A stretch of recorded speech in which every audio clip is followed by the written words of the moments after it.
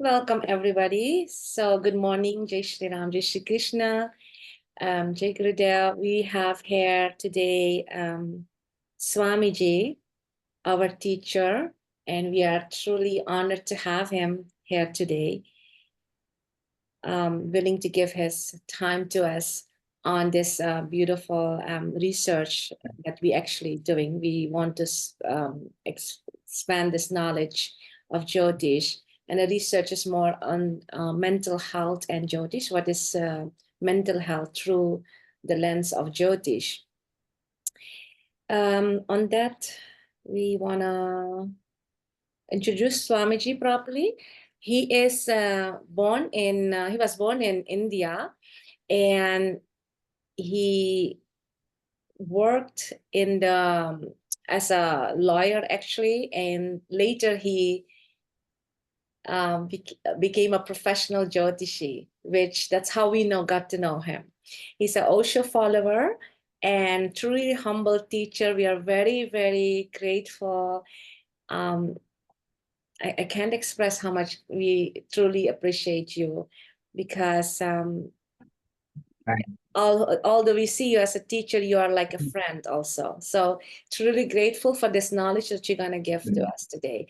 So let's see how mental health is and how this works. If people don't know about Jyotish, it is Vedic astrology, and Swamiji will guide us through this. Good. Welcome, everybody, and let's explore this. Swamiji, all for you. Your voice is breaking, madam. Like maybe your internet connection may not be like correct. Oh, you didn't At hear least I am feeling like this. I'm not sure if everyone is feeling like this. It works fine here, Swamiji. Yeah, okay. Because okay, great. Okay. Then no. And we hear you properly too. Let me check my. Okay, great. So, okay. Do we need to go through the introductions of everyone, or I can begin? You can start, Swamiji.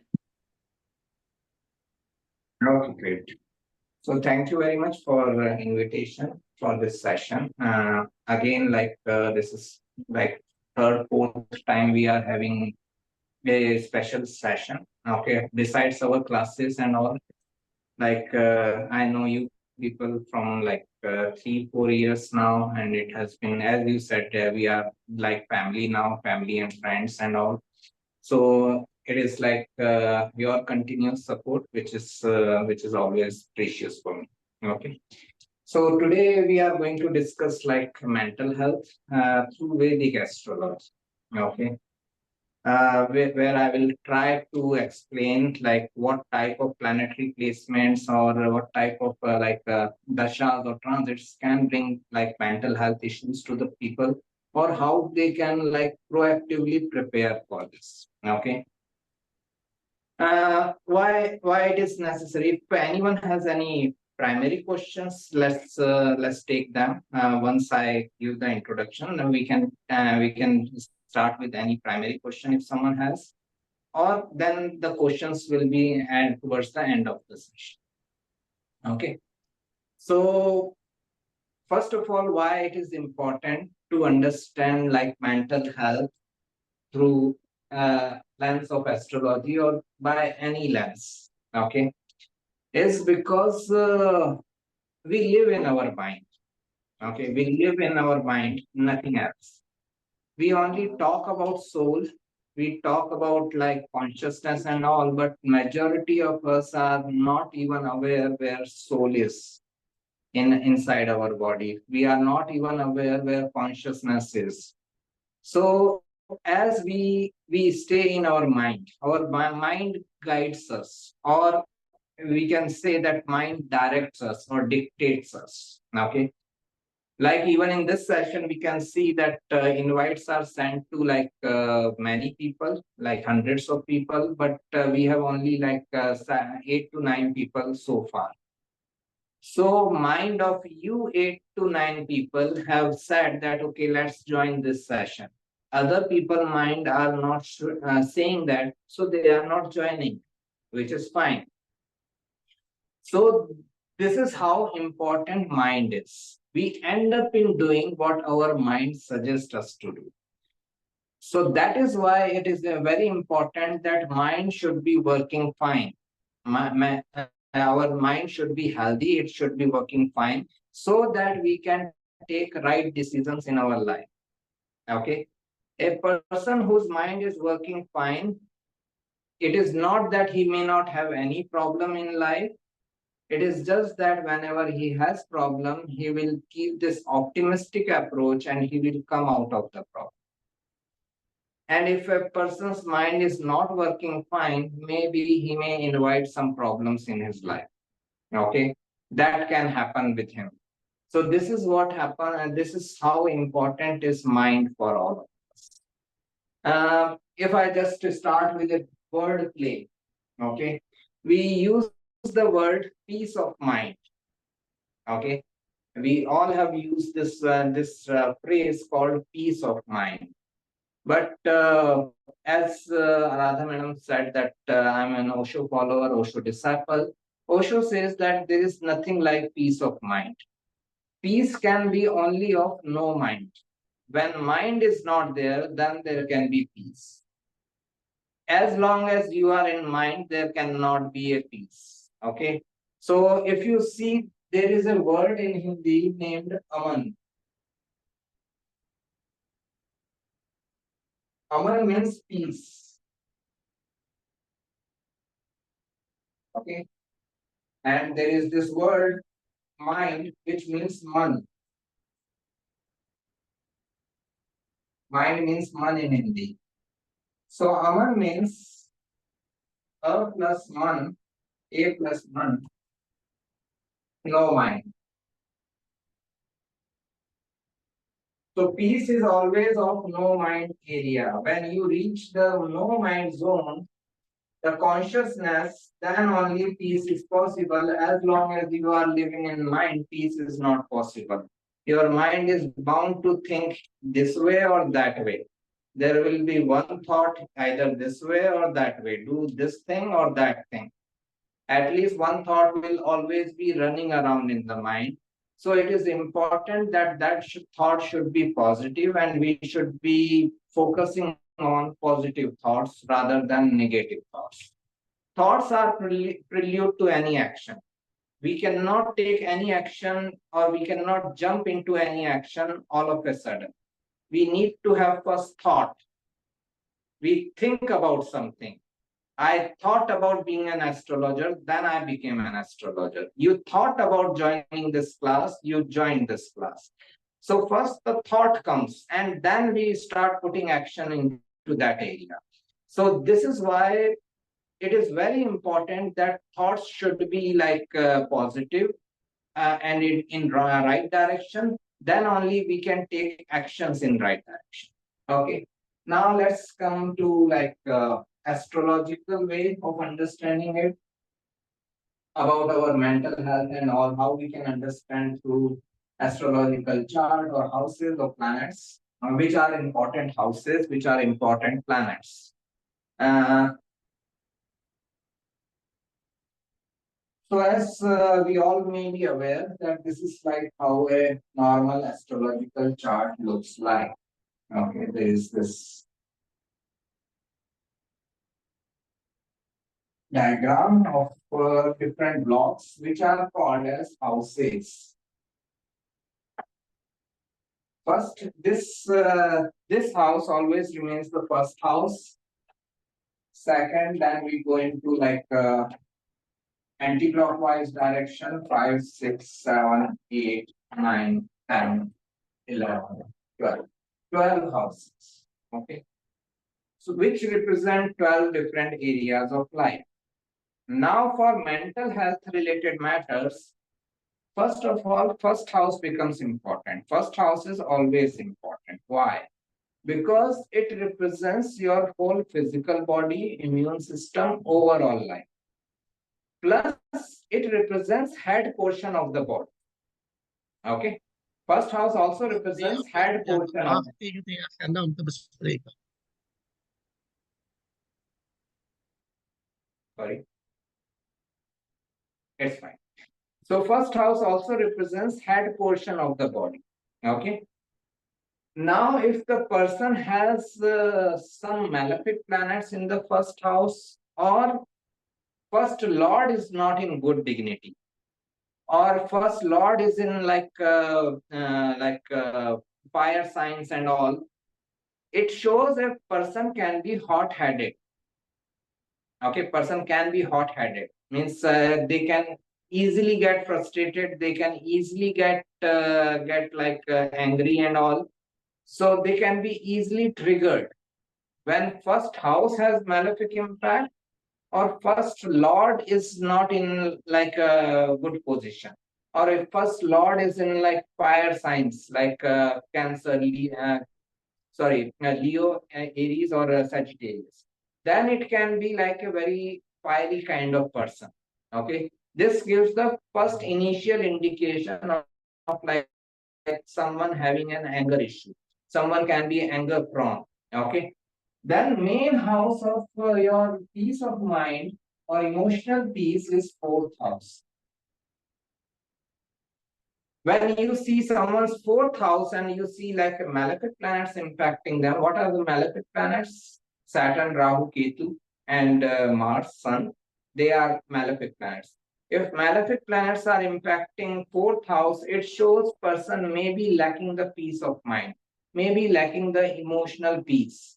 Okay, maybe the home environment is not very peaceful, which is like bringing the difficulty in emotional peace to the person. So fourth house or fourth lord position is very important for emotional peace or mental peace of person. Okay, so this is where like the most among houses most important should be given in the fourth house. Fourth house is basically your mental or emotional peace. Then there are some houses which are naturally difficult. Okay, they are called Dushtana houses 6, 8, and 12. Okay, sixth house represents our obstacles. Dushtana means we can say kind of malefic houses. Sixth house represents our obstacles in life. Okay. Eighth house represents instabilities, ups and downs, sudden events. We don't want sudden events to happen in our life. We don't want instabilities to happen in life. We don't want to get up every morning with new sudden event happening in the home. Okay, so this is why like eighth house is difficult house. Then 12th house also represents losses, although it is the house of spirituality and all, but it is also like where you feel lost, where you feel that you are like putting a lot of efforts and actions, but no result is coming up. So 12th house also represents your exhausting energy and getting frustrated, that no result is coming out. Okay, so these houses are called Dushtana houses. Okay, so whenever there is an energy exchange between sixth house, eighth house, or 12th house with fourth house, you will find this person can have, you may find this person can have some emotional health issues or mental health issues. Okay, with sixth house and fourth house, understand sixth house is basically your health issues. So sixth lord is sitting in the fourth house, fourth lord is sitting in the sixth house. This is like very common to have mental health issues. Okay, sixth house is your obstacles. So this person always feels that I am the one who is facing all the obstacles in my life. No one else faces so many obstacles. So this person is always pessimistic about his life. Okay, why I need to face all the hurdles, all the barriers in my life, while no one else is like having such destiny. Only I am doomed in my life. This type of thought can be like very prominent when fourth house and sixth house has energy exchange. Then if eighth house and fourth house has energy exchange, it shows that person feels there are lots of sudden changes happening in my life. The moment he feels, okay, I'm little bit settled in my life. Okay, now my life is little bit established and settled. The next change comes. Okay, the new change comes, and now the person is starting from the scratch again. Okay. Now this person is never at peace. You can never be at peace, as I said. If I'm getting up every morning in my home and new sudden event is happening, new sudden change is happening, how can I be at peace? Okay. So this is what eighth lord in the fourth house shows that person is having lots of sudden events happening in home. So that is like bringing lots of disharmony at home, not very peaceful environment at home. Likewise, 12th lord in the fourth house or fourth lord in the 12th house shows the emotional peace is going away because person has lots of frustrations in life. Person feels that I'm like putting a lot of efforts. Okay, 12th house is the house of losses. I am putting a lot of efforts, lot of hard work, but nothing is working out. I'm not getting any result. All my efforts are going into losses. I didn't get any of the result. That brings this type of feeling that I am not getting the results which I deserve. That's why sense of loss, feeling of loss in life. Okay, my life is a waste. I'm unnecessarily living this life. There is no hope for me. So this sense of loss, this is why 12th house also represents depression. It is the one of the house of subconscious mind. Okay. Having continuous feeling of loss can lead to depression to the person. Okay. So these are house-wise, these are important houses. Okay. Fourth house is the main house because it represents your emotional peace, mental peace, and sixth, eighth, and 12th. Okay. They are like bringing difficulties to that emotional peace or mental peace. Sixth house, eighth house, or they are representing difficulties, not bringing difficulties, they are representing difficulties in that emotional peace type of scenario. Beyond that, one thing which we all are afraid of, okay, is like Marka house. Okay. Second and seventh are Marka houses. Okay. Marka house means quite literally death inflicting houses. We all are afraid of death. We all want to live forever. Okay. There is no one in the world who wants to die. Okay. So that is where like this second and seventh are death inflicting houses, but it is not only your physical death, it can be any other kind of death also.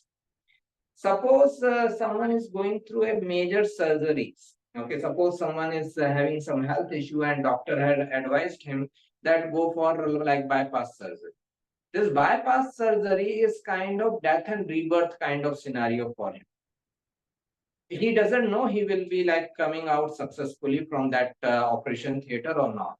Okay. So this is like death and rebirth kind of scenario. So whenever like second and seventh involved, it is like person is going through a death-like scenario in his life, and he is unable to understand whether I will be like coming out as a winner or not. This can impact someone's mental health. Okay. So these houses can be important for someone's mental health. Fourth house is your emotional peace. If benefic planets are involved, if planets in good dignity are involved, it shows person can have a very good emotional peace or mental peace. But if these Dushtana houses are impacting fourth house, or Markas are impacting fourth house, second and seventh lord, it shows person can be under constant fear of this thing, this negative event happening or that negative event happening. Okay. This can be like continuous fear for them. So house-wise, these are important houses which are important for mental peace. If anyone has any question regarding that, we can take questions before we go into planets, which are important.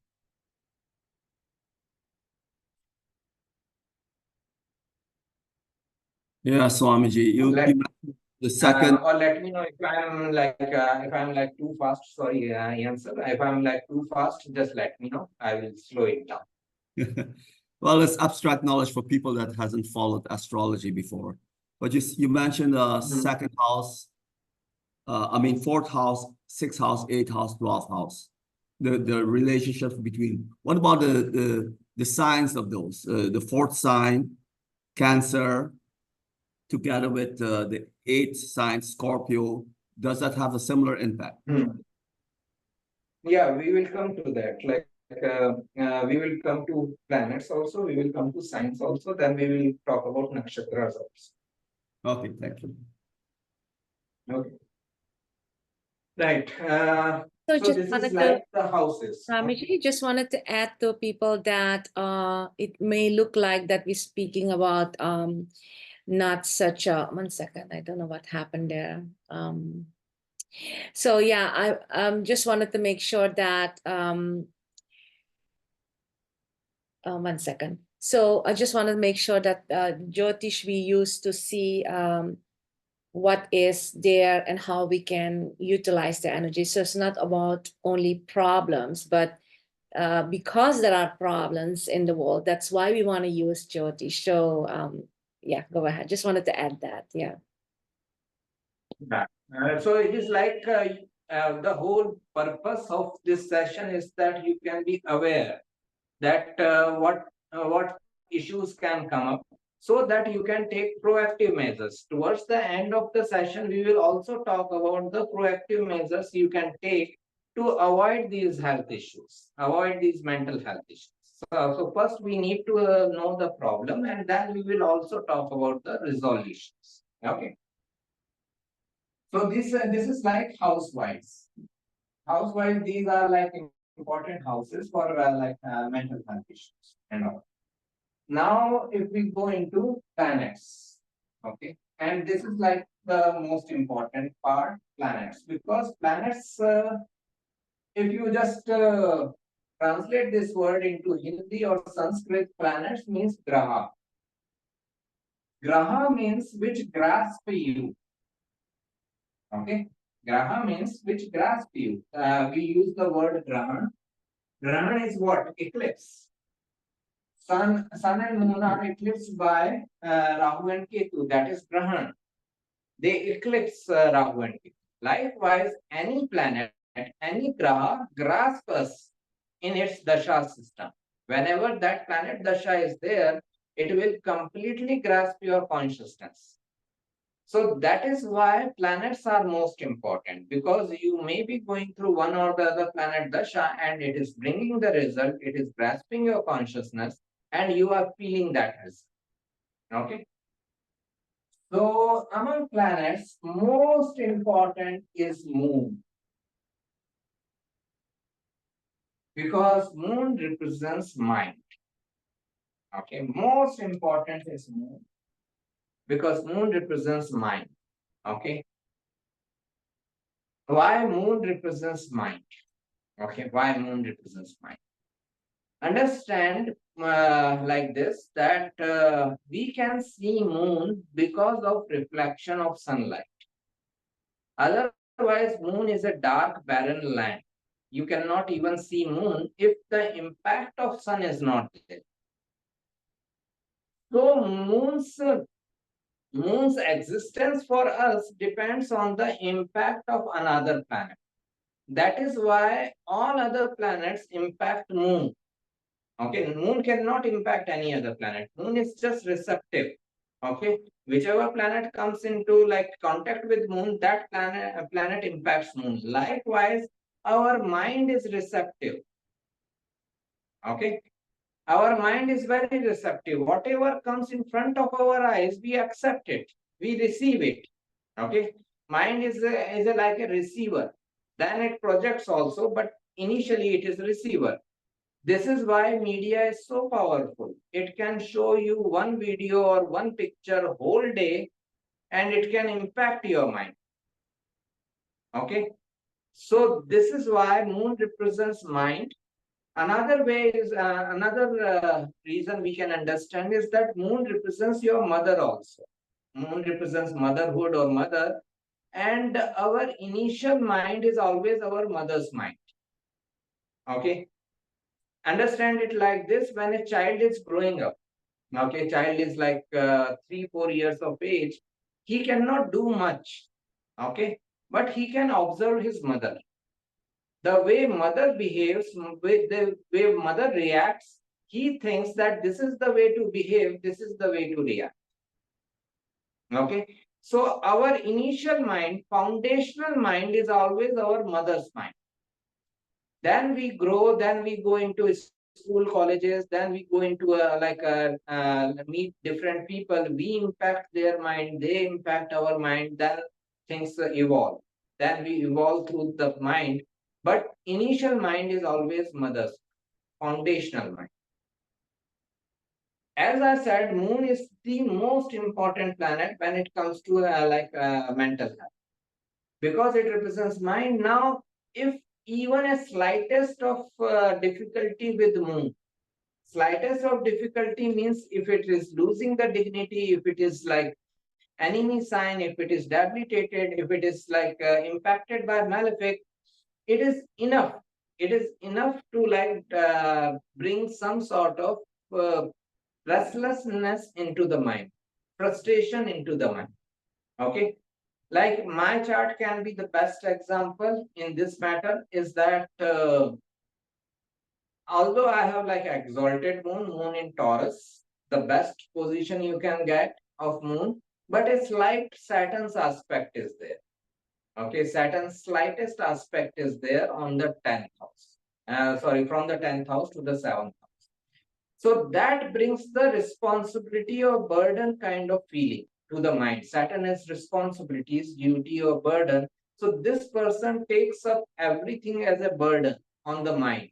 Okay, I have to do this. So he is not enjoying things. He is not doing things for enjoyment. He is doing things for putting off the responsibility. Let me finish this work, so my responsibility will be over. Let me do this task, so this burden will be over. So this is the approach which is becoming because of one slight Saturn's aspect. So this is why moon is most important planet when it comes to mental health. Now moon, dignity wise, as I was saying, a strength. Moon gains its highest strength in Taurus.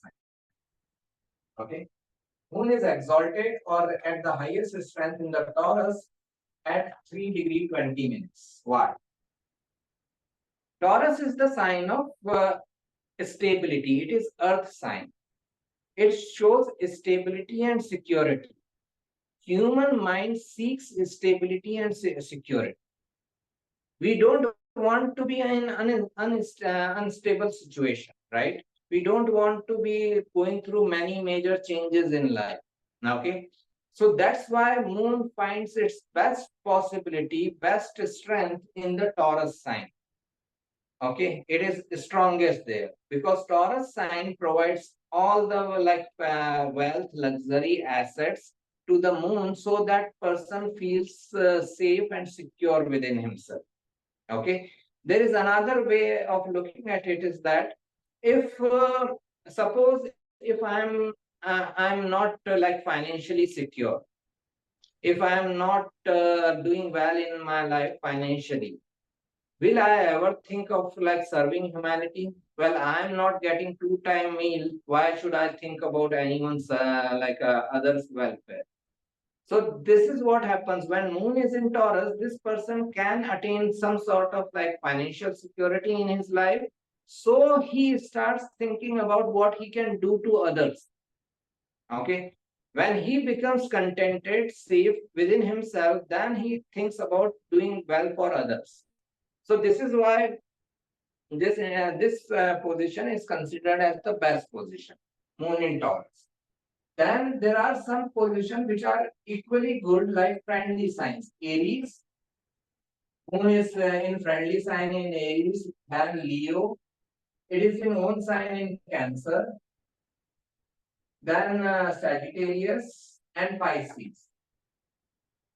These are considered as good dignity signs. Here also moon is in good strength. Aries, Taurus, Cancer, Leo, Sagittarius, Pisces. These 6 signs, moon is in good strength. Then moon can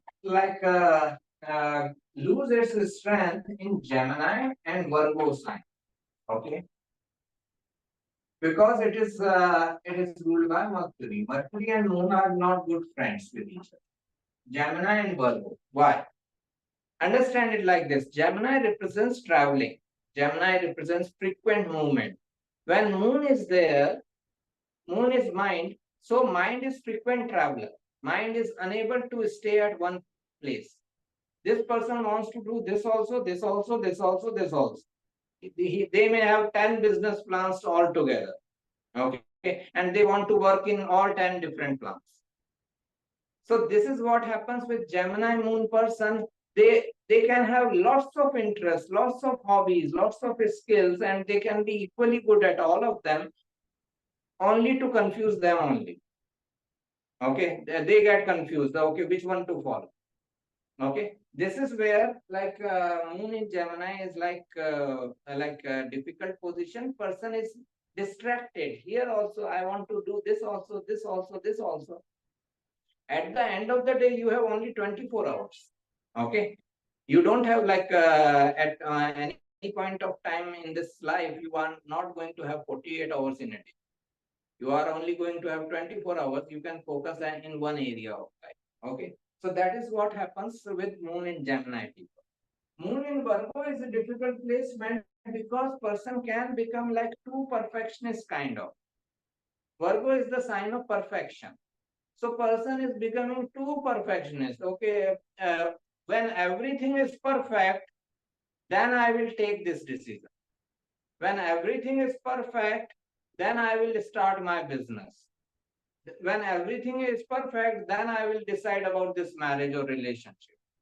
There is nothing like a perfect time in this existence. There will be one or the other drawback at any point of time in life. Okay. So there is never going to be like a perfect time when everything is fine. So this is the problem with moon in Virgo person. They are always like too much of analysis and details, too much analytical. Okay. Unable to decide because that analysis goes on. Okay. They are seeking perfection. When the perfection happens, then I will take this decision. In that scenario, you are not going to take any decision in your life. Okay. Then Capricorn and Aquarius both have Saturn ruled signs. This is also where moon loses its dignity or strength. Okay, why? Because moon is the most gentle energy and Saturn is the most stern energy. Moon represents mind and Saturn represents stress. Okay, so when moon and Saturn energy come together, it is like a stressful mind. It is like a mind which is always under one or the other stress.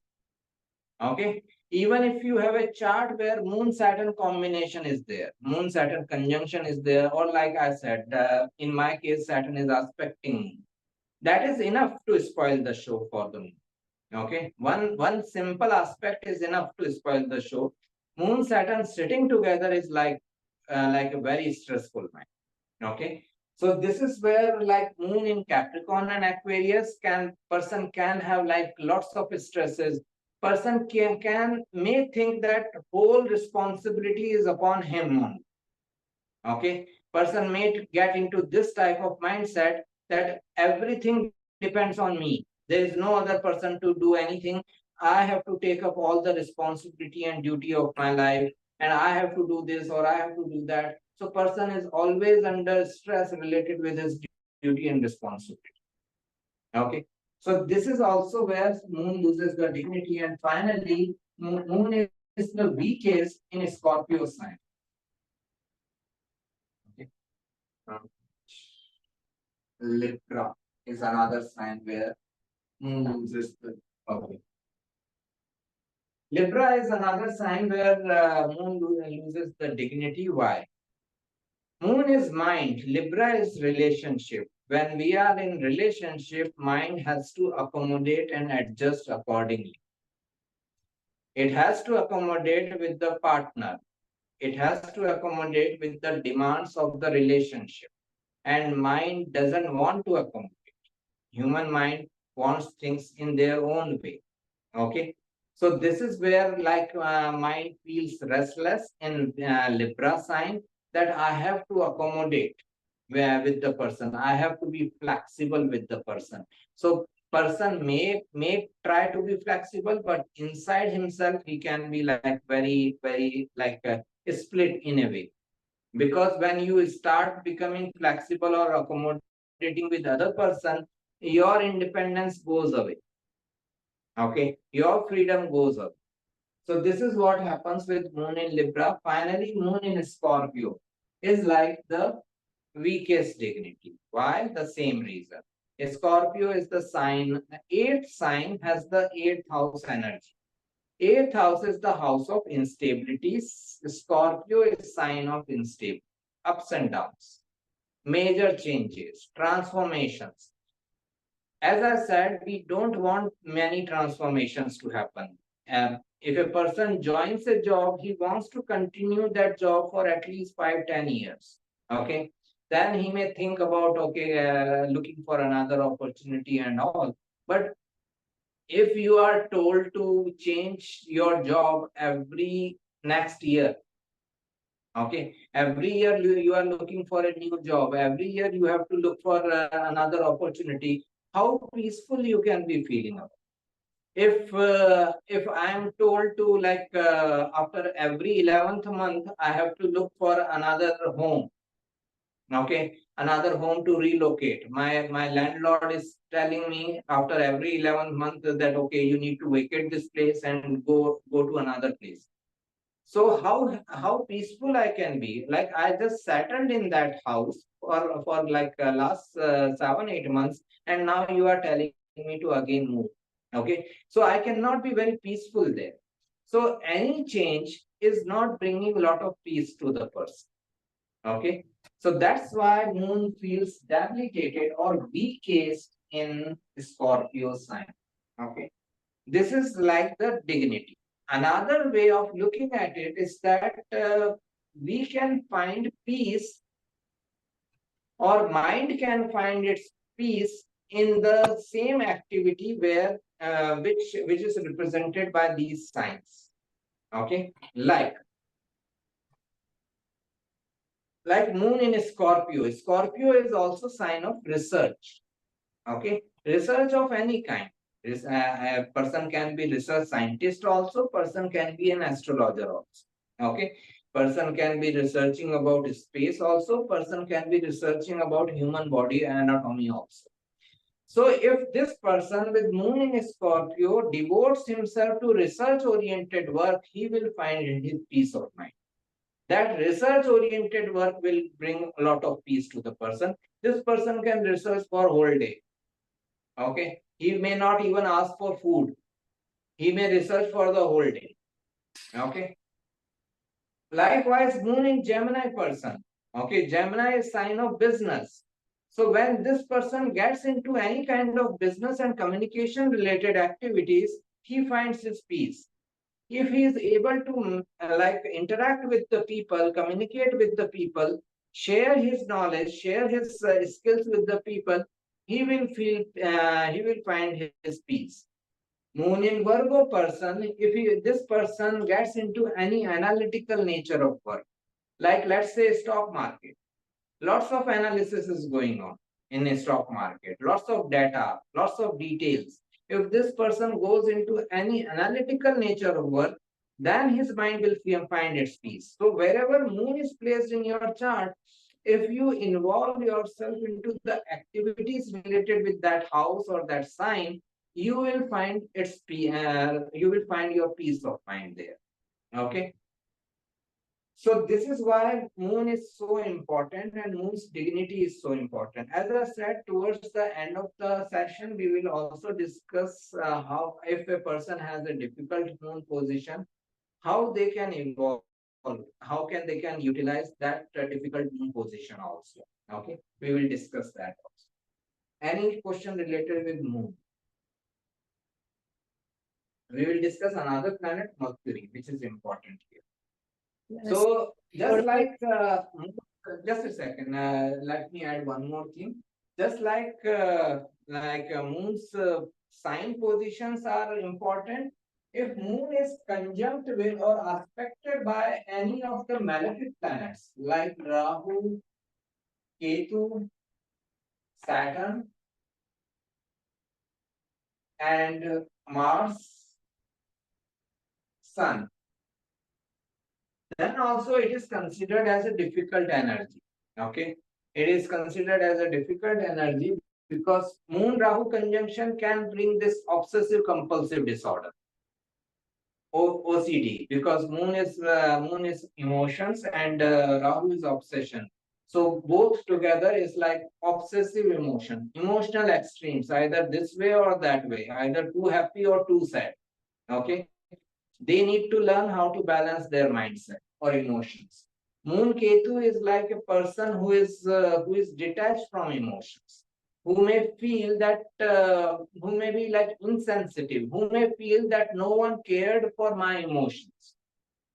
Because no one cared for their emotions, they eventually become like insensitive kind of towards other people emotions. Then Moon Saturn, as I said, like a very stressful mind. Okay, Moon Saturn energy coming together is a very stressful mind, very burdensome mind. A person is feeling like a lot of burden upon him, or responsibilities or stresses around him. Then Moon Mars is like very active mind, like, but it is also very aggressive mind. The difficulty with Moon Mars is that Moon is mind and Mars is aggression. So if Moon and Mars are together, this person can be stubborn.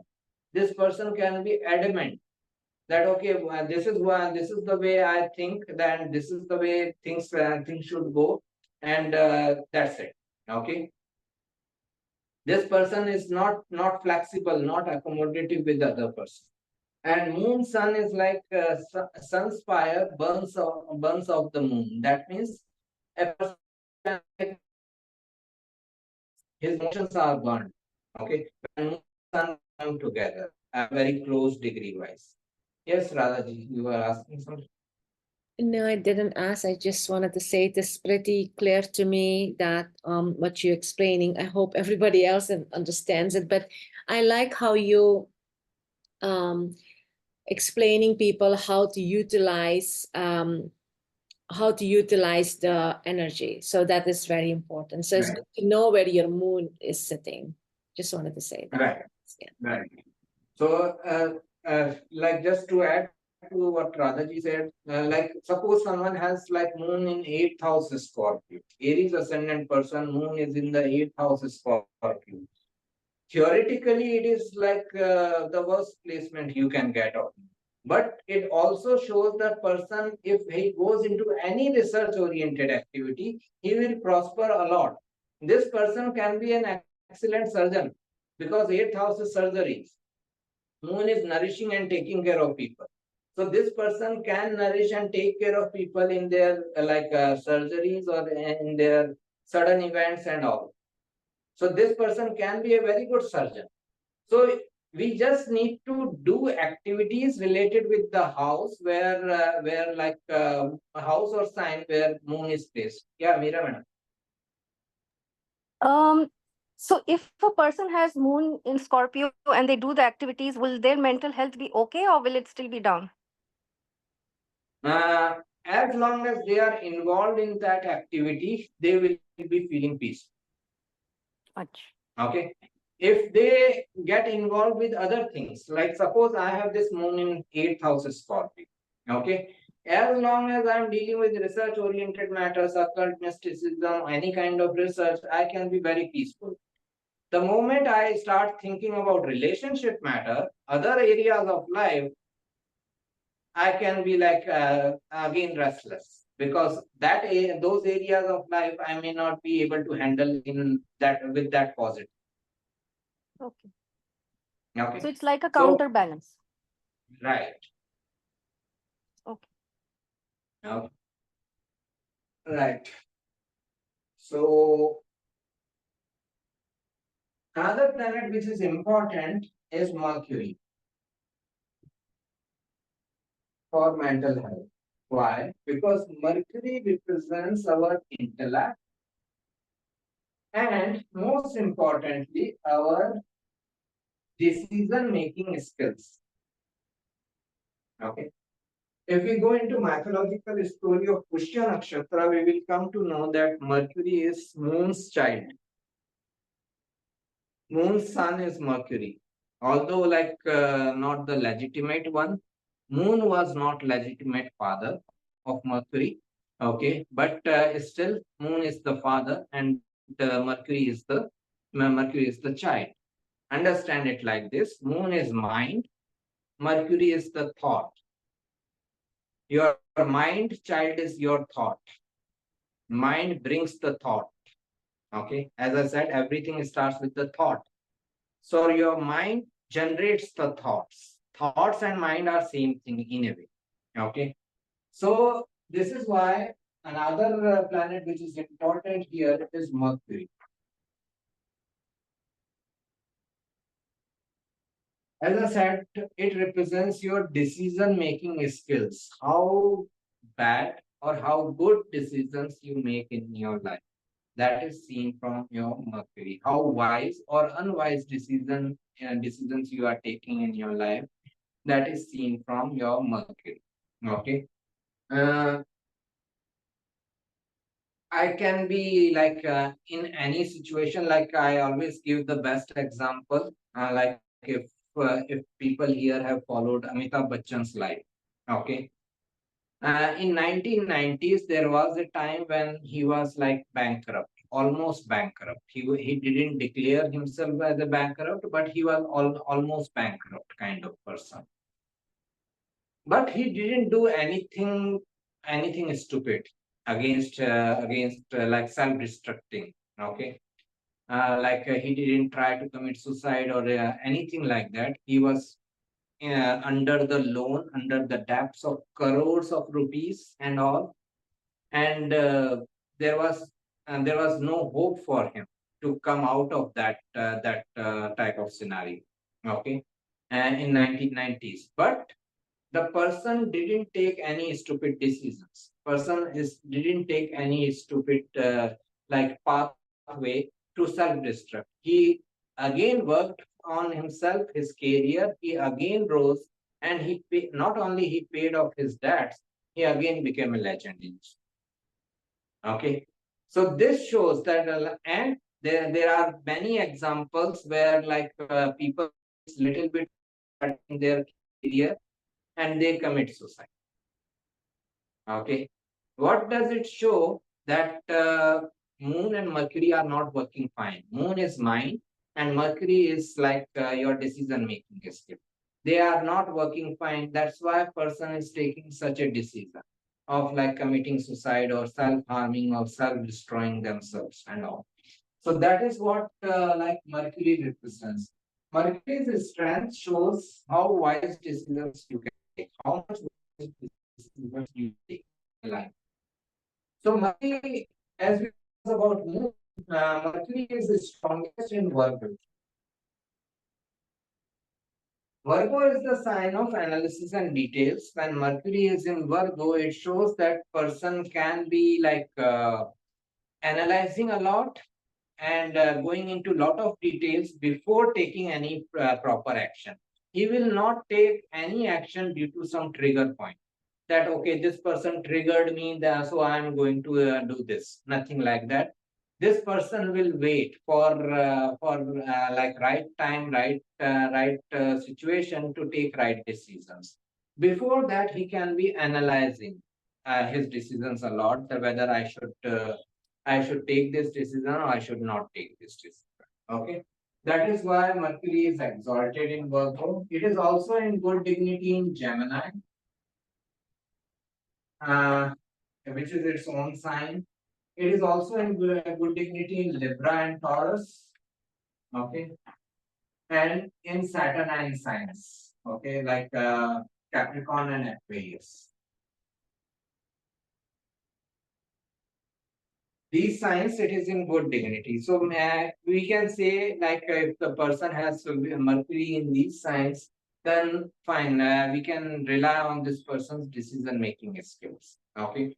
Now problem comes with other signs like Aries and Scorpio.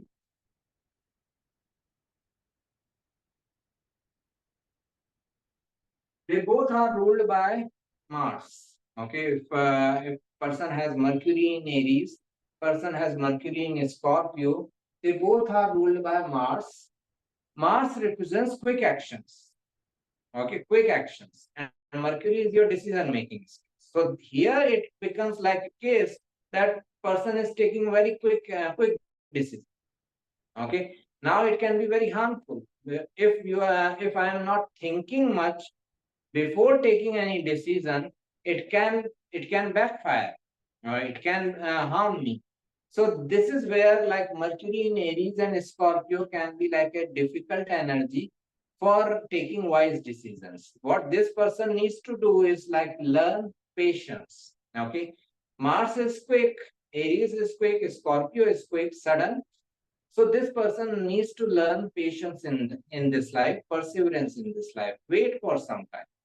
Okay, like Osho says this very nicely that if you tell people, okay, if you tell people to meditate, okay, or follow their guru or something, they will always make these excuses that okay, let me think about it, let me like decide about it, whether I should meditate or whom I should follow, whom I should not follow.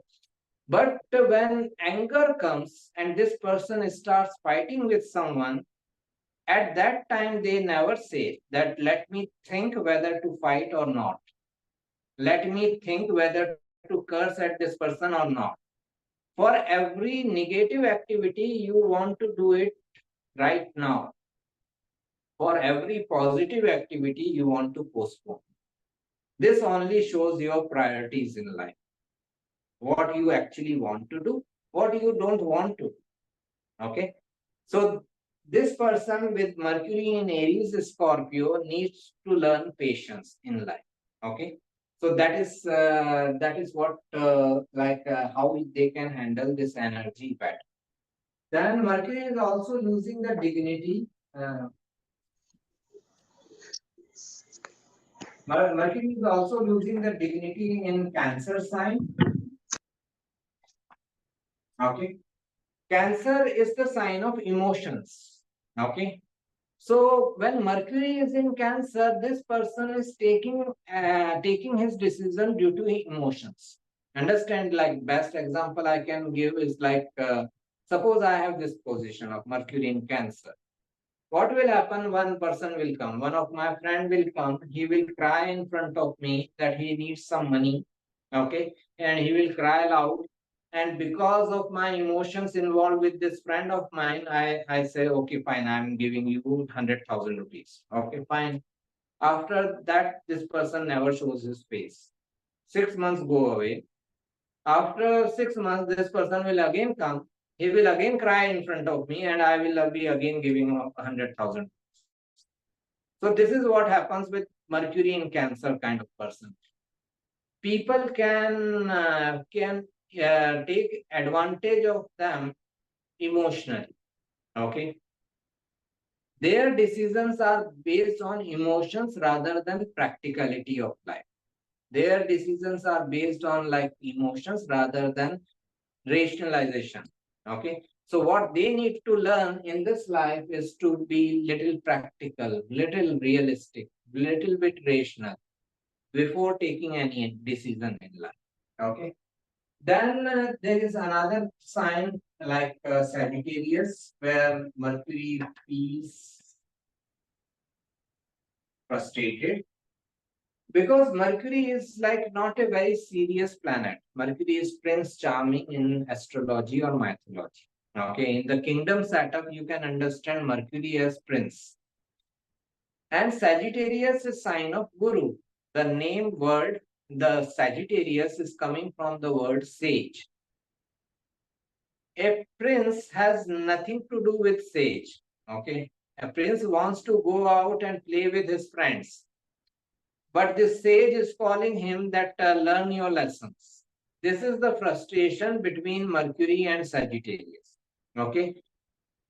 Mercury feels frustrated because Mercury is a short-term goal-oriented planet. Understand? Like this is the best example we can talk right now, because lots of planets are in Gemini, ruled by Mercury. Sun, Mercury, Venus are in Gemini right now, and we have just had a full moon in Sagittarius. Okay, Sagittarius is your bigger plans of life, broader plans of life. Okay. Mercury is not in broader plans. Mercury, Prince Charming's plan is just to have a good evening with his friends. Good evening party with his friends. That is what his plan is. He doesn't want to know what will happen to the world and how I will serve the humanity, or why we are here, what is the purpose of life. Mercury doesn't want to know all this. So that's why Mercury feels frustrated in Sagittarius sign. Okay. And that's where it needs to learn how to make bigger plans of life, how to let go of the like momentary benefits, momentary pleasures for bigger pictures in life. Okay. If he can evolve, if the person can evolve into that bigger picture of life, then person can utilize this position in a better way. Mercury is debilitated in Pisces. Okay. It is debilitated in Pisces. Why? Pisces is the sign of imagination. Okay. It is the sign of imagination, spirituality, and all. So now this person is taking his decisions due to some imaginative grounds. Just imagination, nothing more than that. Okay. There is nothing reality in those decisions which he is taking. He is just he is just making sand castles, nothing else. Okay. So that is what happens with Mercury in Pisces. Again, this person also needs to learn to be realistic and rational in his life. Then he can utilize this Mercury in Pisces position in a better way. There is another sign, Leo, but like Mercury is kind of neutral towards Leo. So Mercury in Leo is not much of a problem. Problem happens with Aries, Scorpio, Cancer, Sagittarius, and Pisces. Okay. And any question related with Mercury? That was quite good. I wanted to ask you, is Mercury also governing the nerves, right? So It represents nervous system related disorders. Diseases like meningitis and all can be seen from Mercury. okay, so you will add that in a moment, right? How to how we can learn from it. Yeah, like if the person has symptoms like scissors and all, okay, seizures and all, then like proper care is needed. When also autism related problem is very common with children these days, is Mercury related autism. Okay. Okay, Okay. Yeah, Mira. Miraji. How will you explain this in one chart that moon is in exalted Taurus in sixth house and Mercury is in 12th house in Scorpio, that a person's decisions are not well thought, but the reactivity is low? How do you reconcile that the thoughts are coming from this exalted moon and the decisions are still not okay? Uh, Here mind is stable because it is in Taurus sign, but it is still in the sixth house. This mind is still frustrated that I am facing all the obstacles in life. Okay. This moon in the sixth house. Sixth house is obstacles. Moon is mind. So person is still feeling I am facing lots of obstacles in life. Eventually they will overcome that. This position, like 6th, 12th axis you are talking about, is going to give better results when they grow in life. Like 6th house is Upachya house, So after like 30 or 35, they will have the better results of this axis. In initial life, they will end up in like taking decisions due to the frustration part. Because they are feeling frustrated, in order to quickly achieve their goals, they will take some decisions. And later? Later, they will realize that that quick decision didn't prove to be like very helpful. So we need to develop patience. So in retrospect, they can learn. They can only learn through Right. mistakes. Right. Okay. That is what happens with all the Upacha houses, like 3, 6, 10, 11. They grow with time. If a person had exalted the Mercury in this case, what would have happened? Exalted Mercury, the houses are the same. Yes.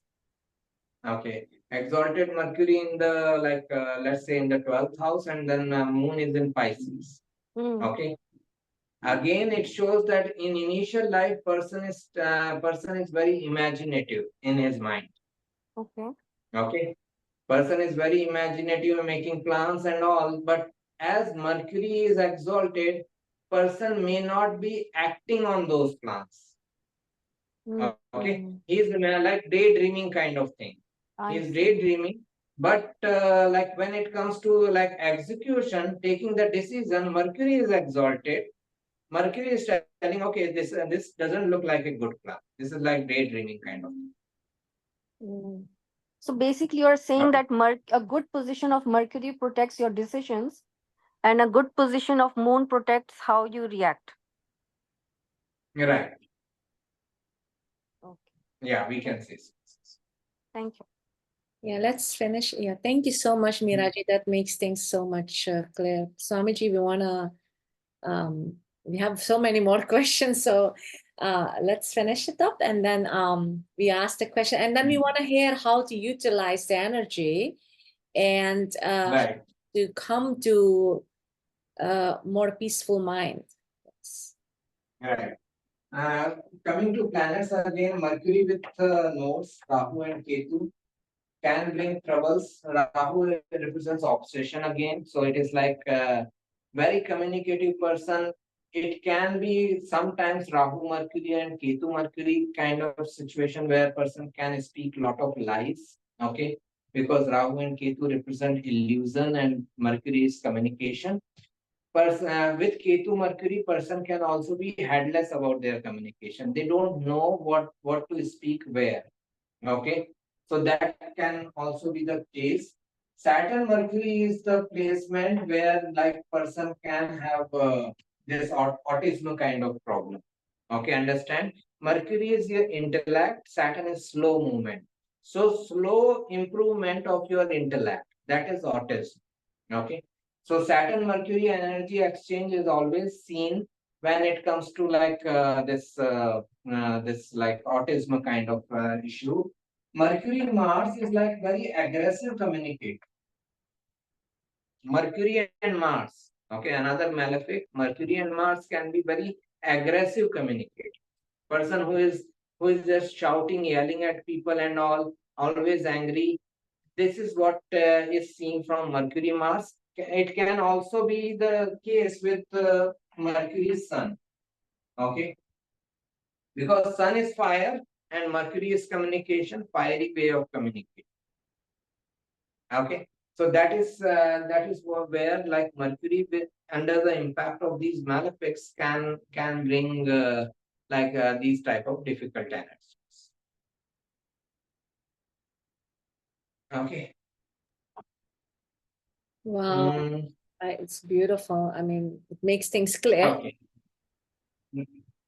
Right. Now, if we go into science, zodiac science,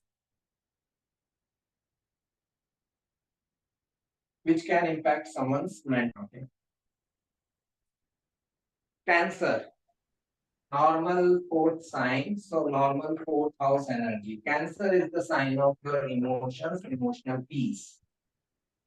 Any malefic planet sitting in Cancer, Saturn, Mars, Rahu, Ketu, Sun, these type of planets can impact Cancer badly.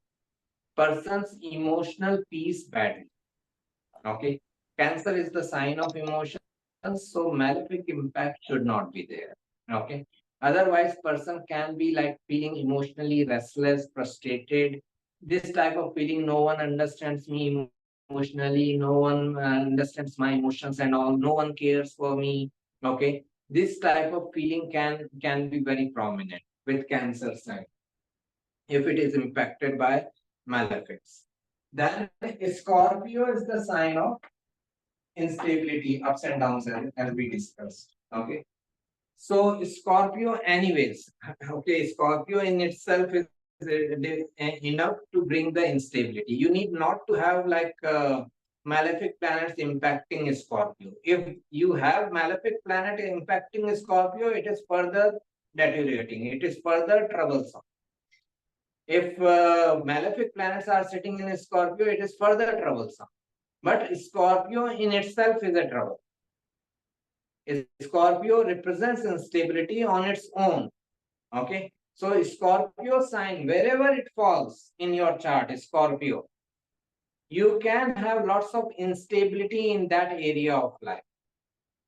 If it falls into fourth house of your home environment, or your relationship with your mother can be very unstable. If it falls into 10th house, your career or your work or your relationship with father or authority figures can be very unstable. If it falls into the 7th house, your relationship with your partner, romantic partner can be very unstable.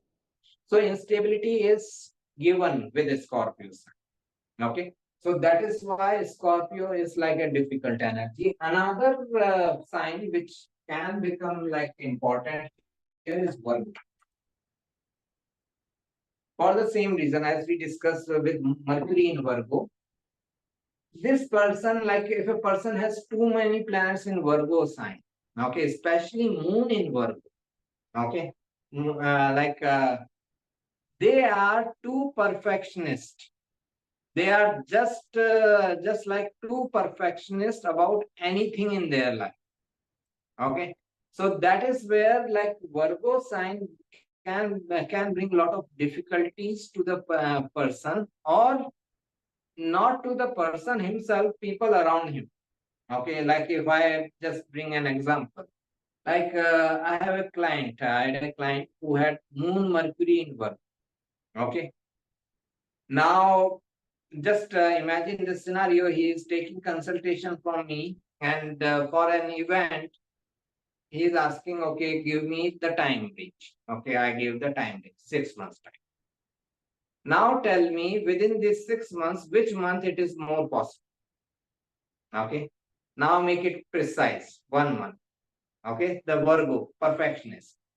Now in this 1 month, like initial part of first half of the month or the second half of the month. Okay, now, okay, first half of. Now in these 15 days, which day this event can happen? So they are like this. Okay, they are so perfectionist, it can irritate you.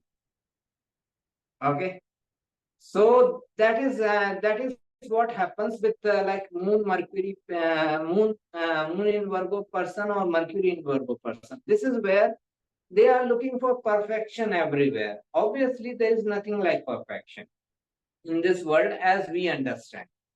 Okay, so they will be in this type of scenario. Okay, this person thing is not going perfect, or that thing is not going perfect, and that will cause lots of emotional frustration. Okay, finally we come to the Nakshatras, which can cause like some serious damage to the like mental health to the person. Okay, Nakshatras are often ignored, but they are like very prominent points.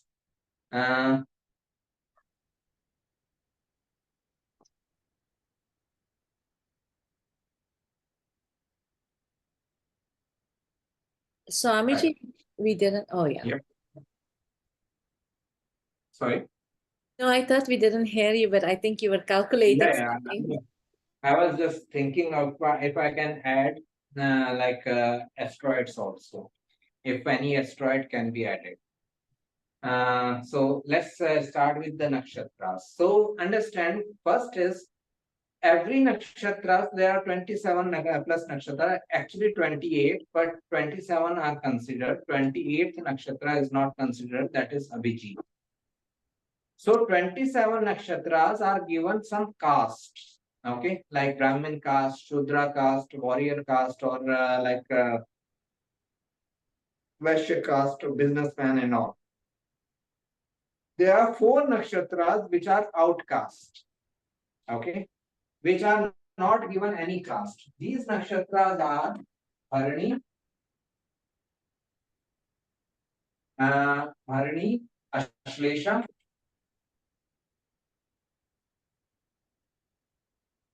Vishakha, and Shravana. Okay. So if a person has these nakshatras prominent in their chart, prominent means either they have sun or moon or ascendant in these nakshatras, or lots of planets are sitting in these nakshatras. Like in my case, Vishakha is my ascendant nakshatra, and Shravana, I have 3 planets. These are like 4 outcast nakshatras. That means this person will be treated like an outcast. Okay. His own family, his own community will never value this person. Okay. He will not be like included in anything. He will feel I'm like isolated, like everyone has left me, or no one cares for me. So this person will feel like this, and that can lead to like mental health issues to the person. Okay, because when you feel that no one wants me, okay, what is the purpose of this life if no one wants me? Why I am here, what I am doing? Okay, so these type of feelings come often with these nakshatras. Bharani, Ashlesha, Vishakha, and Shravana. If these nakshatras are prominent, this person feels like an outcast. I don't belong to this. Okay, they have this type of feeling, and isolation, pessimistic approach can grow in the person. Okay, then there's something called there's another nakshatra which is very difficult. It is Ardra. Okay, Ardra nakshatra. Ardra represents chaos, any kind of chaos. The whole story from Rohini to Ardra nakshatra is also very chaotic, where a father is chasing his daughter to have sexual intercourse. So it is a very chaotic story, and then the Rudra comes, the Lord Shiva's incarnation, Rudra, and he hits the Brahma, the father, and Brahma falls on earth. So this is like a very chaotic story. So Ardra Nakshatra represents chaoses in life. Okay, lots of chaos, turmoil, and lots of instability, ups and downs, and all. So if a person has moon in Ardra Nakshatra or relationship-oriented planets in Ardra Nakshatra, it shows their personal life can be full of turmoil, and that is enough to cause like mental health issues. If person is having setbacks in relationship one after the other, and he is not finding proper relationship, it is going to impact him emotionally, mentally, if the relationship is important for the person. Okay, so that is what happens with Ardra Nakshatra. Then there are some nakshatras which are called Gandamul Nakshatra. Okay, Gandamul Nakshatras are Mercury ruled and Ketu ruled. Okay, Gandamul Nakshatras are Ashlesha, Jyeshtha, Revati. Ketu ruled nakshatras are Ashwini, Magha, Mula. Okay. Ashwini, Magha, and Mula. Okay. So these are like Gandmul Nakshatras. They have a point called Gandanta point. Okay.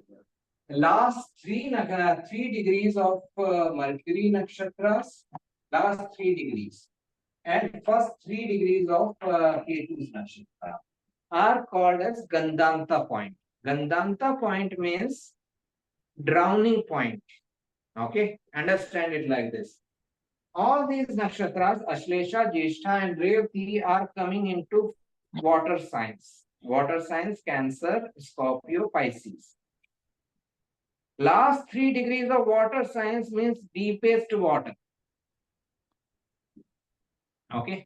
So it is like the person is feeling, I am drowning myself. I am losing the whole control. Okay. Of my life. Everything is going away from my life. Okay.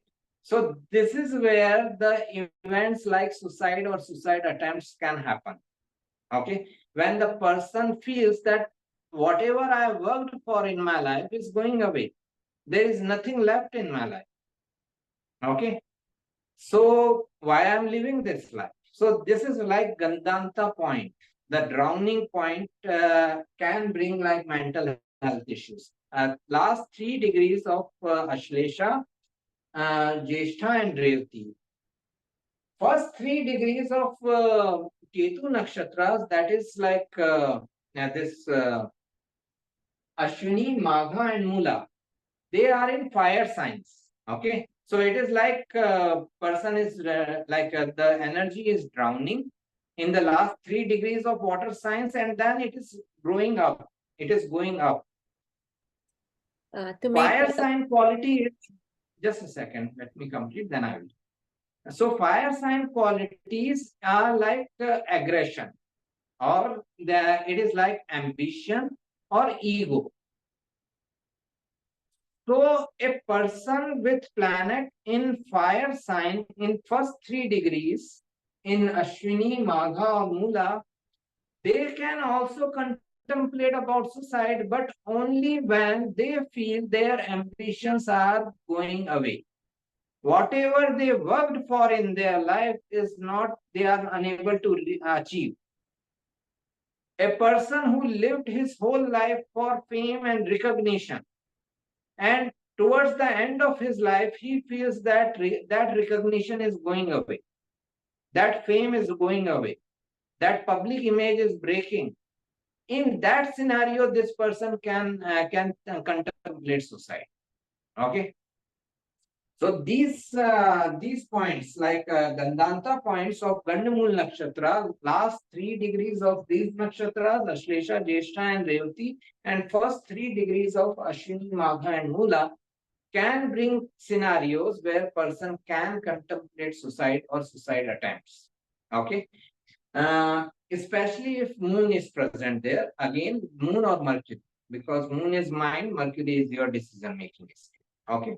So this is what is important to understand. Right. These are like different planetary placements or different like energies of houses, signs, planets, or nakshatras, which can bring like difficulties in health, mental health. Now, if we talk about resolution,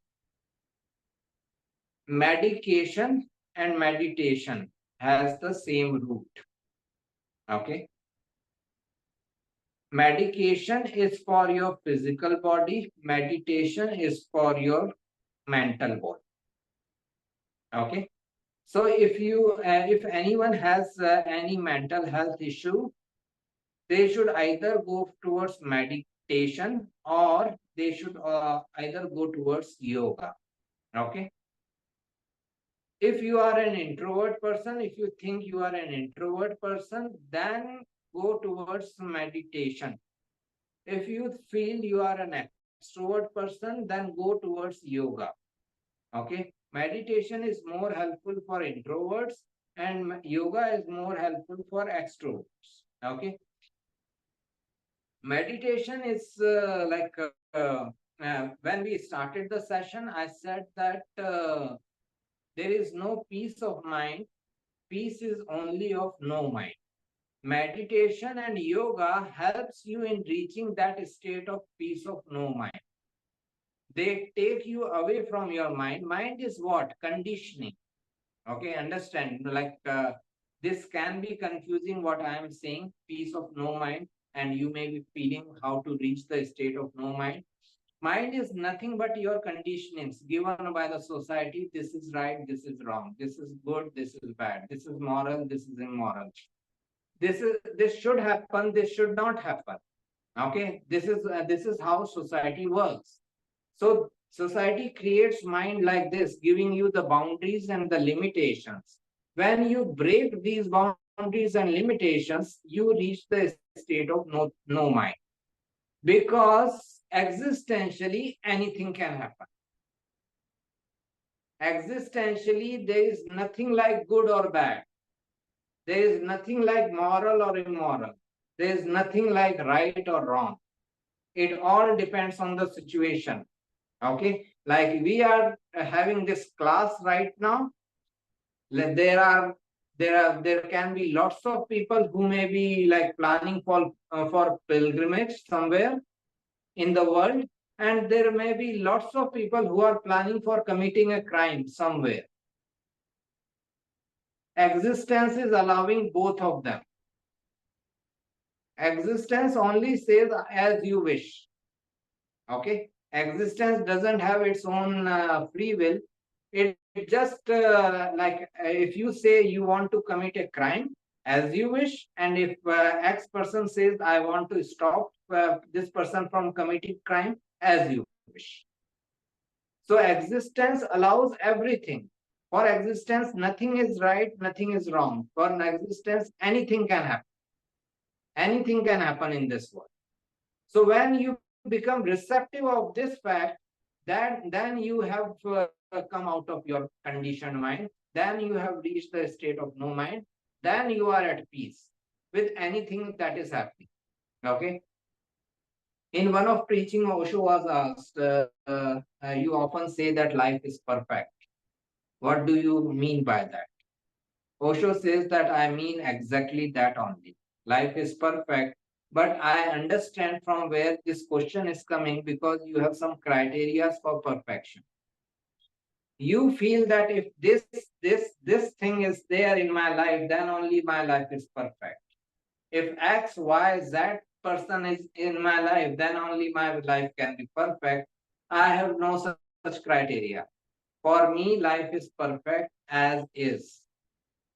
Okay. So this criteria driven mind is mind given by the society. When you break these criteria, you reach the state of no mind, where a meditation and yoga helps you in reaching there.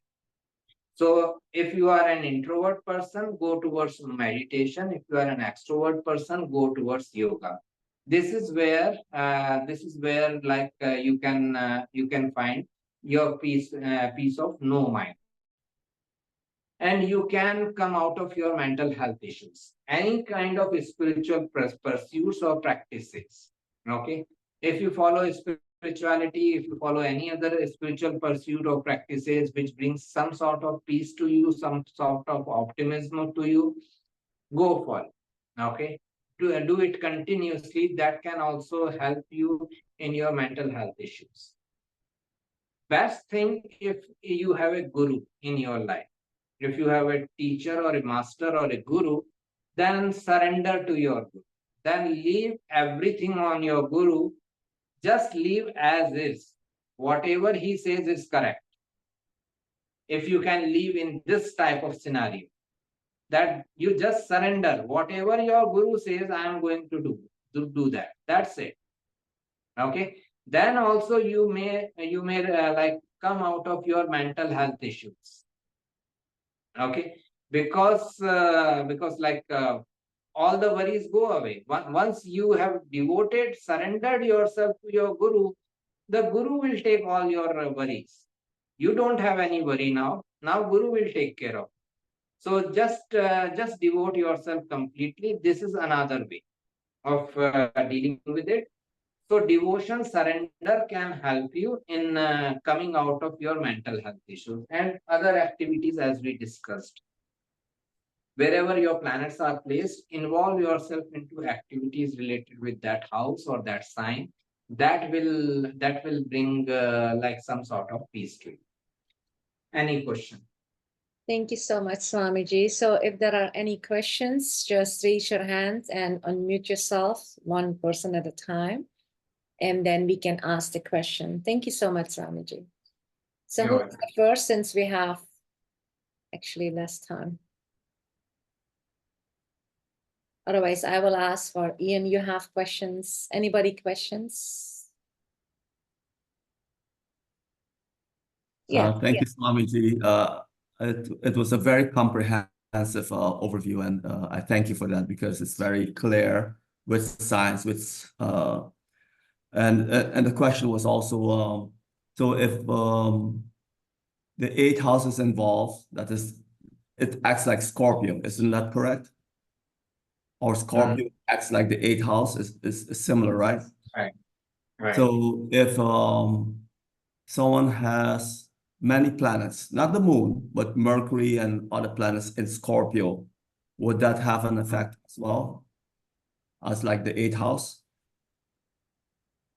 Right, it will have its effect, especially if this person also goes to the dasha. If person has many planets, as you said, like 3, 4 planets, even couple of planets in 8th house or Scorpio, is going to impact. Okay. Because it's a sign of As I instability. said, as I said, Scorpio even without any planet is difficult. Okay. So rather just address that because I'm a Libra ascendant. I have Scorpio in the 2nd house of finances. So I experience ups and downs in finances and instability in finance. And Scorpio people have to keep their finances. I mean, Libra people have to keep their 2nd house affairs in Scorpio secret and private. So I used to be very open. I used to be very giving. You have to be keeping it private. So wherever Scorpio is placed, that's the area where you have to keep things private. Yeah, we can say so. That is, understand Scorpio is a very contradictory sign, as we studied during our classes also. Right. It is a feminine sign ruled by a masculine planet, Mars. It is water sign, but it is fixed sign. Water cannot be fixed. Okay. It is sign of transparency. It is sign of secrecy. Now, both things cannot be together. Secrecy and transparency. Okay. Understand this thing, Scorpio has all the contradictions, but on surface. If you just dig deep into these people, you will find all aligned. If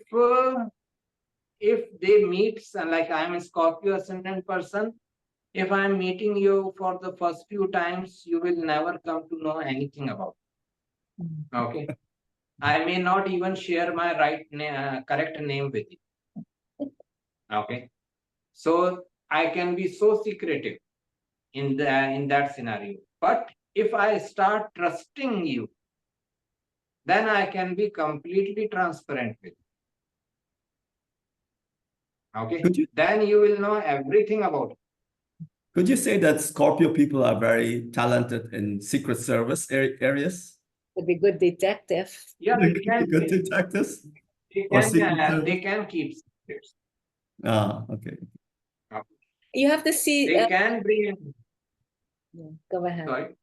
No, I was thinking of scorpions. They live actually in holes. So they operate from their hole, their secure hole, and they see everything out there. So so they know everything, but you don't know that, you don't get to see them. So kind of in that paradigm, you have to say. So yeah. Right. So it is like this. They are very secretive. They can keep secrets within themselves and some huge secrets. Okay. So like secrets services also, but in personal life also they can be very secret. Wonderful. But the main thing is trust factor. If they can trust you, they can share everything with you. If they don't trust you, they will not even tell the right name, correct name. Swami, on that note, also Scorpions, they might be the eighth house, the difficult transformational house, but that's also the house of beautiful transformation, because that's the house that is linked to the lotus, and the lotus is in the Vedic paradigm one of the most and best and the most beautiful. 1 minute. Most beautiful analogy to that it comes, the lotus comes only from, you know, living and growing in mud. So that's how it comes. So that's the paradigm. But you know, when they do the utilize energy, then things will be good, right? Right. And it is like eventual result, Mm. final result. Okay. But the process is very like troublesome for Scorpios. Wow. So you need good guidance and all that. I want to also tell everybody, share this, that Swamiji mentioned about Gandanta point. He mentioned that when a water sign is ending and goes over in sun heat sign, that overlapping comes out smoke. So that's the point that's called Gandanta, and it's kind of a challenging connection, and that's where you have grahas or whatever there and transits over your chart that could bring some difficulties. So I just wanted to clear that part. Right. Any more questions? People, do you have questions, please? Miraji, you have more questions?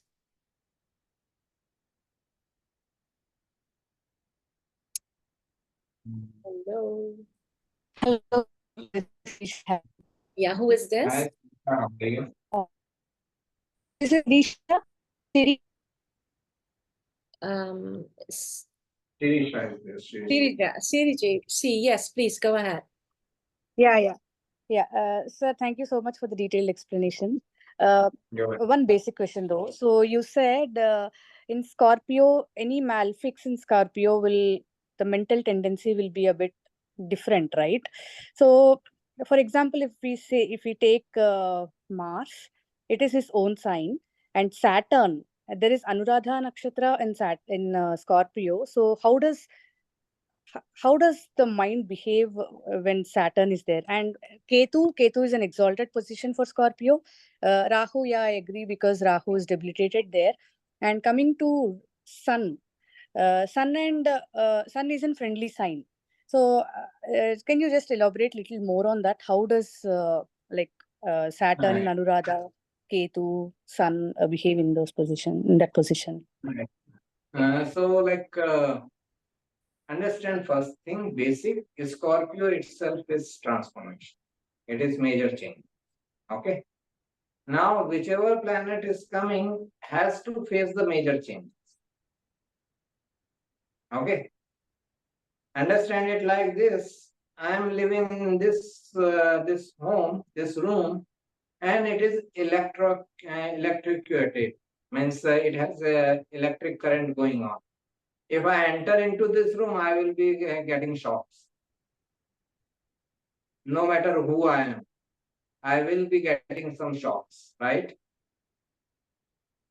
Electric shock will come because this whole like room is has electric current. So that is what happens with Scorpio. The sign itself is a difficult sign. Sign on its own represents transformation. So regardless of who is coming, it has to face the transformation. With Sun in Scorpio, person's career can be transformed. A person's confidence can go through blows. Okay, they can face situations where their confidence and ego will be destroyed, and they will rework on it. Okay, they will regain their confidence. With Mars owns Scorpio, but still it shows person goes through lots of transformations in life, in that area wherever Scorpio is falling. But Mars is in own sign, so person has courage, determination to go through that transformation. It doesn't mean that transformation will not happen. It will happen, but person will go, will have the courage to go through that transformation. With Ketu, it can be excellent for research-oriented matters, like Ketu in Scorpio. It can be excellent for research-oriented matters, but Ketu and Saturn are not relationship-oriented planets.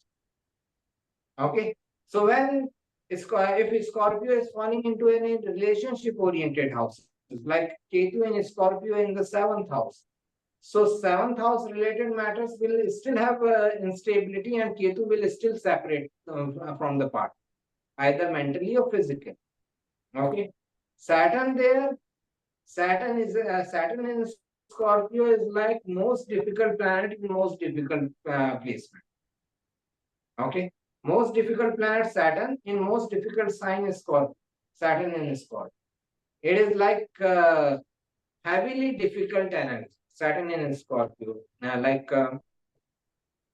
Fortunately, I have some very good friends with Saturn in Scorpio, and looking at their life is I can see the difficulties coming in there. Okay.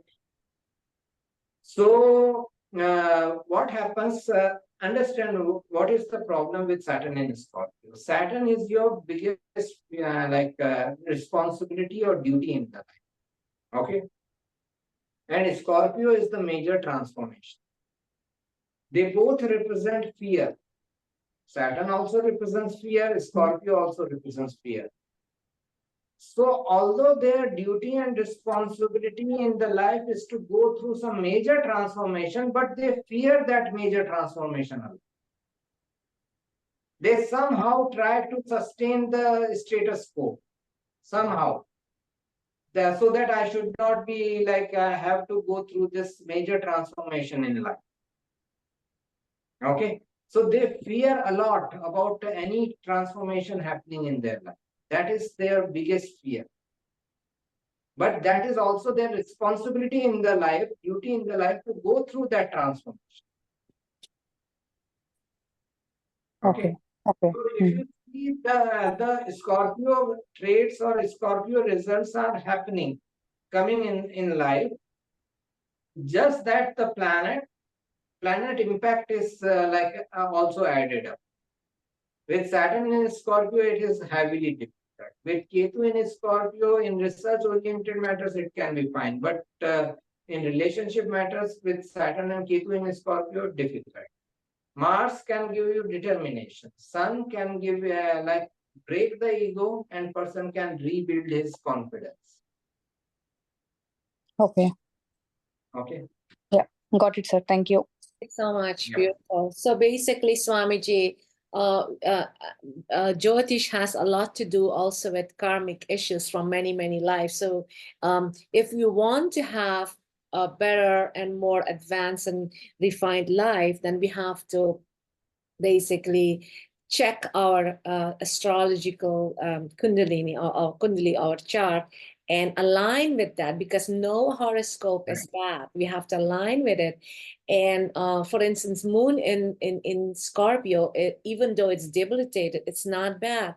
If the person align himself or herself towards research, towards all that, then the person could get peace of mind. So Swamiji, I have another quick question on this, because I'm warming from this to ask you this. So moon is also mother. And you mentioned as a child, we look up to our mother, and that's how we get a lot of things. But mother will always remain your mother, right?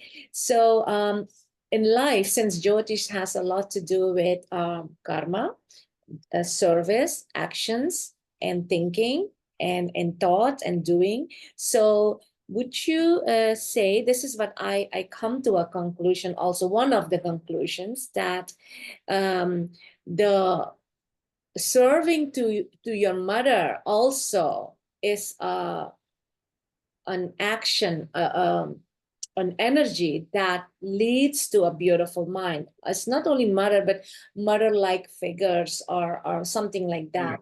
So what We can say so. Yeah. This is like considered as one of the remedies in astrology, serving the mother or serving a motherly person. Okay. Which anyways we should be doing. It is not necessary that I should have moon in Scorpio, then only like I should serve my mother. With the exalted moon, I can serve mother. Okay. But mother is also your planet, your the food. It's also Mother Earth, so that all that. Yeah. So I want to come to that energy, where we utilize our energy so that we get better and feel content. So, any questions, people? Anybody?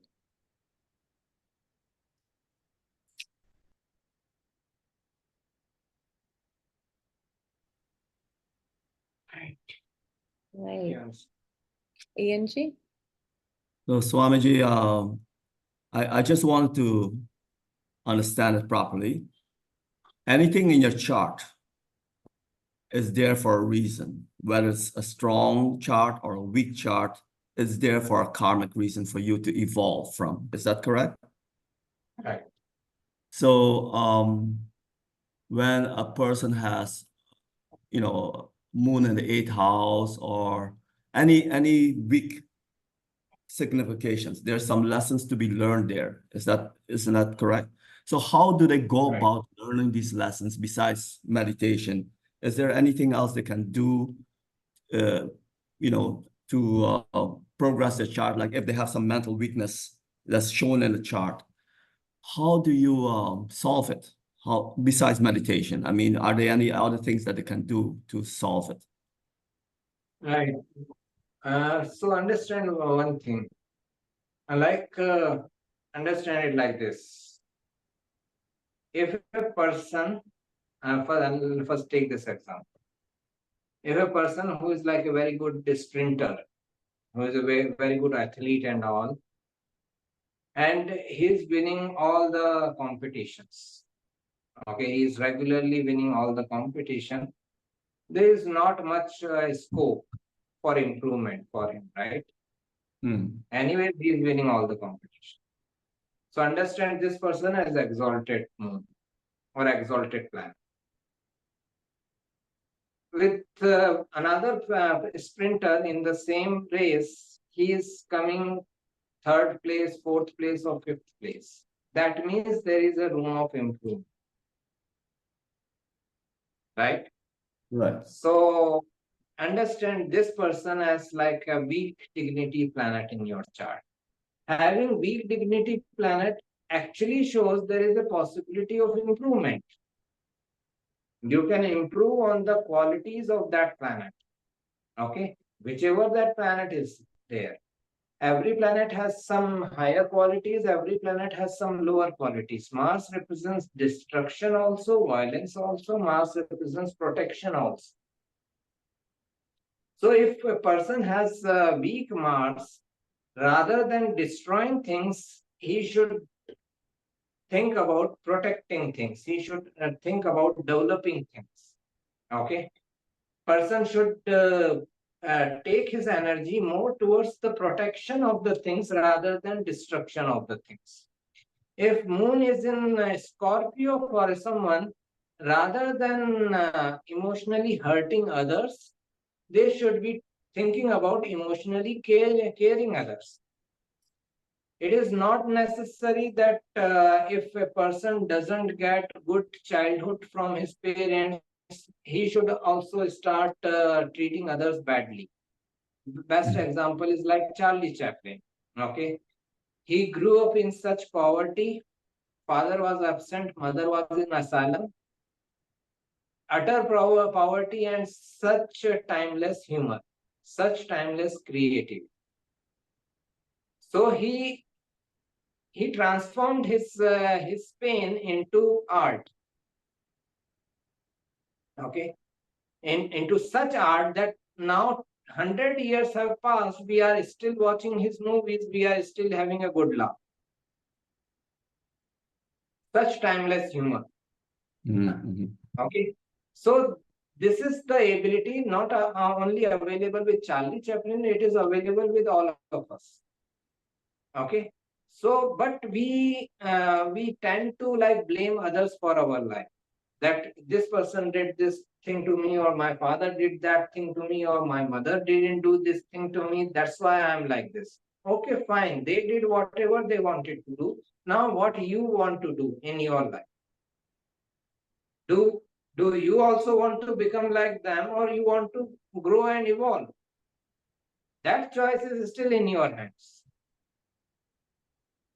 Okay, so as I said, every planet has its positive representation, every planet has its negative representations. Venus represents indulgence also, Venus represents devotion also. Mm.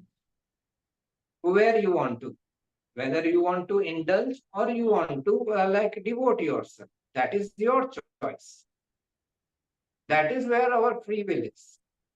Whether I want to become a criminal or a police person, both are going to court. But how you want to go to the court, as a criminal or as a police person, that is your choice. Right. Okay.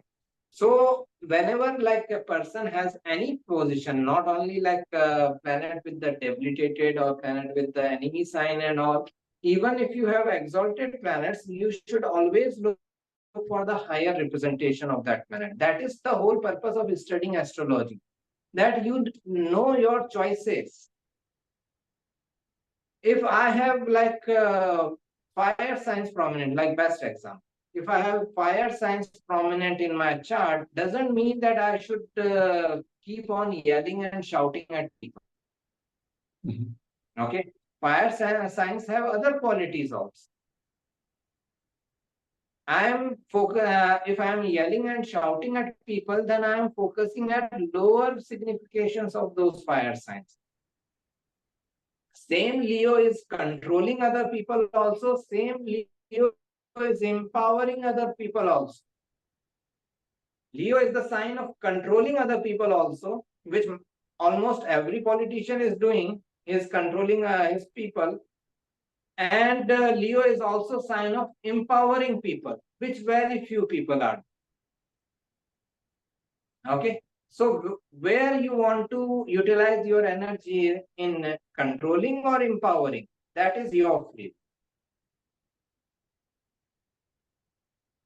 Okay, so whenever like we get into this situation, whether I should utilize, like I have this planet in this position, it is good or bad or ugly, whatever, always look for the higher representation of that planet, the like Rajas level or Sattva level. Leave the Tamasic level. Okay, look at Rajas level and Sattva level, and then you can evolve through it. Right. Wonderful. Thank you, Okay. Swamiji. So You're basically, the Jyotish chart represents a person's karma. What they have created in the past comes back to them, and it's there for them to learn a lesson, to evolve to the ideal place of Jupiter, or ideal place of Moon, the ideal place of Scorpio, the ideal place of the whole chart, to evolve to that higher states. But they have to realize that all of this is their own creation for a reason, for them to even when they are born debilitated with mental disease and all that, it's for their own sake, it's for their own evolution that is there. Is that the right understanding? right. Okay. Right. Thank you, Swamiji. But I'm just offering like understand gunas are like main thing. Okay. If you people are like willing, we can have another session specifically on gunas. Okay. I am not much bothered about astrology now. The day I understood gunas, astrology doesn't attract me anymore. Okay. Gunas are main thing, sattva, rajas, and tamas. Okay. beautiful. So if you people are inclined, we can have another session next week or whenever you people are free on gunas. That will help you in understanding what I am trying to say. Right, right. So that's where I we'll want do to that. become. I think Ian has another class. I'm sorry, but Swamiji, we definitely want to do this. So we have to reschedule and then do that, because gunas are where I wanted to comment in this. But if there is any other tiny question, anybody else, I think Ian and myself and Miraji and Shiriji asked the questions, but any other tiny question anybody has, or a big question? You can always text us or text Swamiji. We can give his number. You can, text him or email him, and he could answer the question as well. But I wanted to say something on this, because the moon is also the mind. And I am thinking of Maharshi here now, because he gave us a beautiful, simple technology to transcend. And this is a study we have done, Ian and myself and some other governors are here. We have studied this for more than 30 years now. And the technique is very simple and natural. Anybody can do it. It is really to calm the mind. You don't do it. It just happens to you naturally, and all the other qualities enlivens. It's just that, like that lotus story. So I wanted to remind that as a gentle reminder. Of course, there are other many technologies. And I think because mental health is such a big thing, and it hurts me when I see, and I think it hurts everybody when the people see that one person drives themselves in stress in water and dies. And not only in Suriname, and it happened in New York. And the person was a doctor. I was thinking, a doctor does that.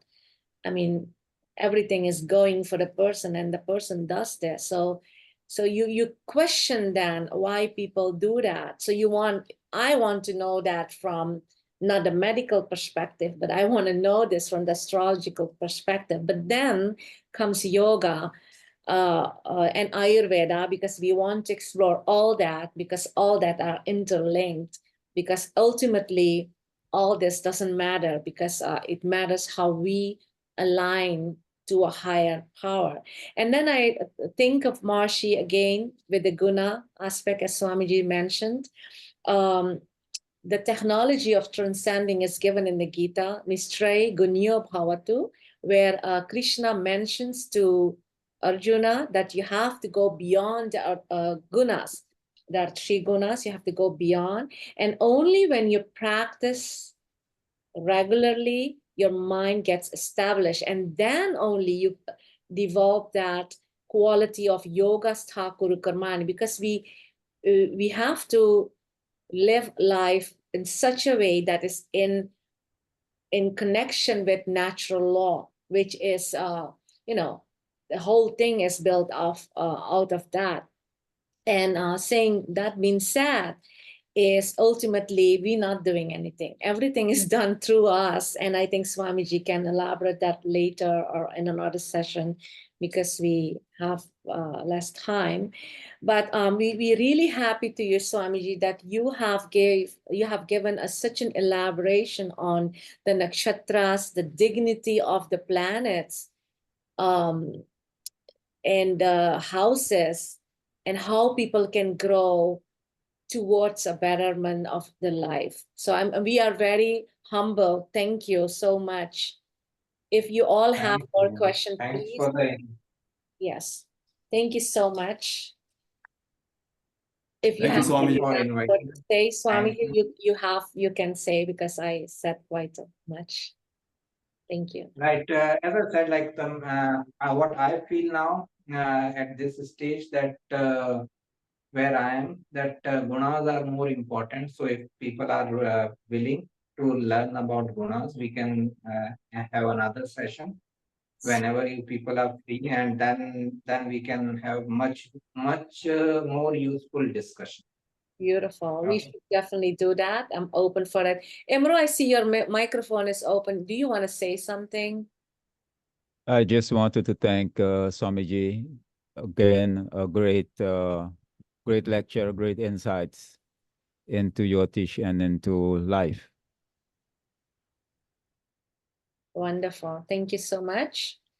Thank you again, Swamiji. We truly grateful you have given, and we will put this up. Thank you so much.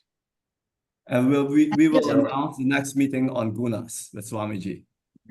Yes, yes, I cannot wait for that. Thank you so much. Grateful. Thank you. Thank you, sir. Thank you. Jai Gurudev.